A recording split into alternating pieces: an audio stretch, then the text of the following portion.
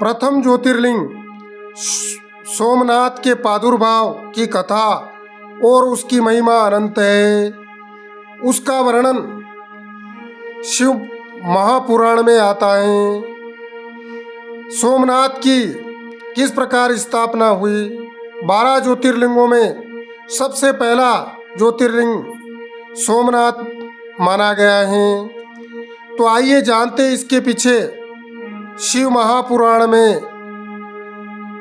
एक कथा प्रसिद्ध है। दक्ष प्रजापति की 27 कन्याओं का विवाह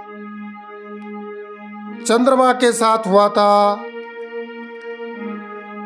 लेकिन विवाह के पश्चात चंद्रमा सबसे अधिक रोहिणी से प्रेम करते थे, उनसे स्नेह रखते थे। तो बाकी सभी कन्याएं निराश और उदास थी। उन्हें बड़ी चिंता हुई। तो 26 जो पत्नियां बची चंद्रमा की, वे सब दक्ष प्रजापति अपने पिताजी के घर जाती हैं और चंद्रमा की शिकायत करती हैं कि वे केवल रोहिणी से स्नेह करते हैं और हमसे स्नेह नहीं करते।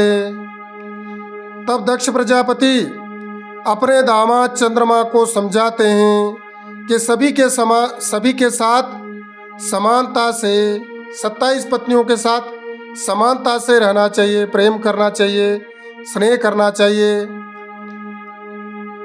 एक बार समझाते हैं, 2 बार समझाते हैं और तीसरी बार भी दक्ष प्रजापति अपने दामाद चंद्रमा को समझाते हैं, किंतु चंद्रमा नहीं मानते हैं। तब क्रोधित होकर के दक्ष प्रजापति अपने दामाद चंद्रमा को श्राप देते हैं कि जाओ, आपको क्षय रोग हो जाए। क्षय मतलब होता है समाप्त होना। तब चंद्रमा बड़े दुखी होते हैं और इसके निवारण के लिए वे ब्रह्मा जी के पास जाते हैं कि मेरे ससुर ने मुझे श्राप दे दिया है, अतः आप कोई उपाय बताइए।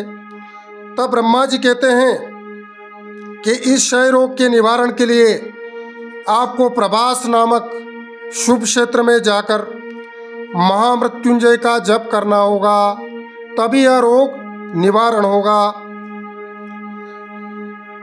चंद्रमा प्रभास नामक स्थान पर जाते हैं और 6 मास तक खड़े होकर के भगवान शिव जी का महामृत्युंजय मंत्र का जाप करते हैं।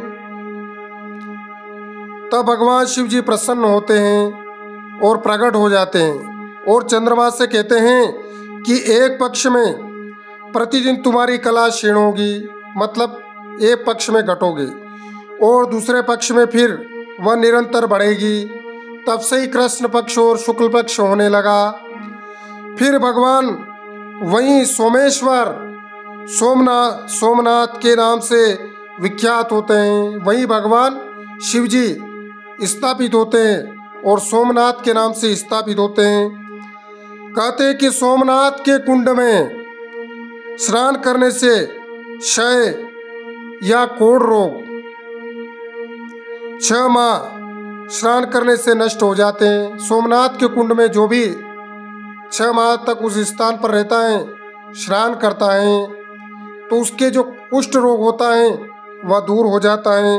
और यह ज्योतिर्लिंग सभी फलों को प्रदान करने वाला है। इस प्रकार शिव महापुराण में प्रथम ज्योतिर्लिंग सोमनाथ के प्रादुर्भाव की कथा आपको संक्षिप्त में बताई है। बोलिए भोलेनाथ भगवान की जय।